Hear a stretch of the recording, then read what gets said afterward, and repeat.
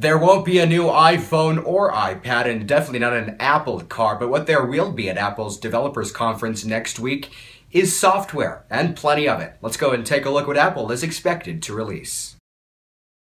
Alright, so the first thing we are expecting from Apple is a new iOS, which is iOS 9. It is Apple's mobile operating system, which comes on the iPhone, iPad, and also iPod Touch. Now going over to its Mac side, which is Mac OS 10, we are expecting it to be Mac 10.10. Alright, so sticking to iOS 9, and pardon me for looking down, there's kind of a lot of features to go through.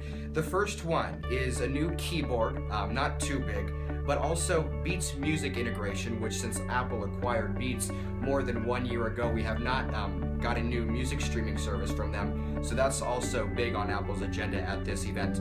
Also, Apple Maps. Apple just purchased the Coherent Maps company, which was a very recent purchase, and they are expecting to come with public transit, which will start off in a few cities, and then more will be added as time goes on. A Siri update. Apple's voice-controlled personal assistant is reported receiving a small upgrade in iOS 9 to match the Siri found on the Apple Watch. So maybe Hey Siri features and stuff like that. Also, iOS 9, we know with other iOSs and Mac downloads, when we're updating it, it kind of requires a lot of space on our phones, right? So we are expecting a smaller download size with iOS 9. Just some stability improvements and also minor interface shortcuts like we saw with iOS 7 and Control Center and other features like that. Alright, let's go and take a look at Mac OS 10.11 now.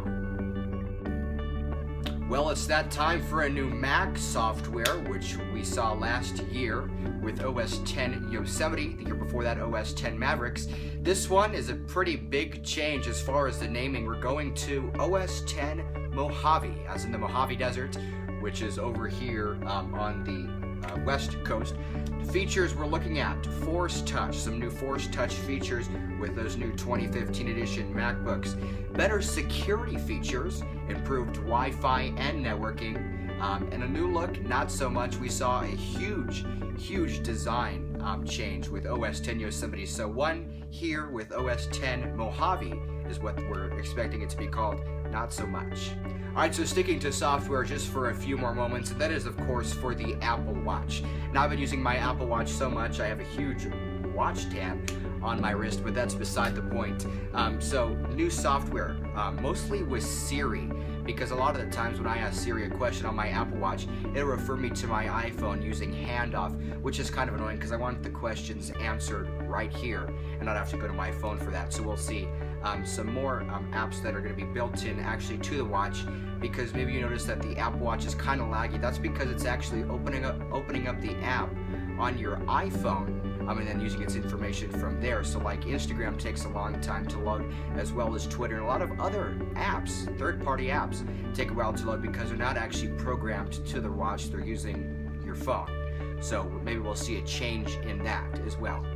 Well, finally, Apple TV is another item Apple was expected to release, but Apple TV is a no-show again.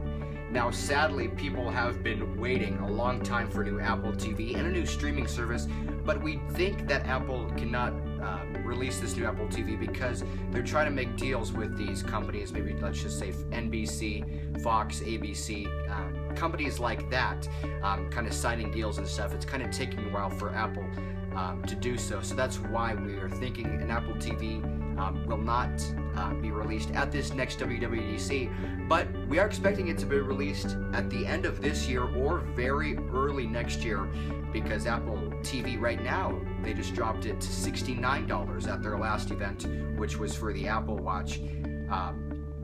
So hopefully Apple TV is coming very soon, but sadly we will not see it at WWDC 15. Well, thanks for watching, and that's going to do it for this video. But before we go, maybe you guys have heard of the new app Periscope, and a lot of my new subscribers and viewers are actually from my Periscope.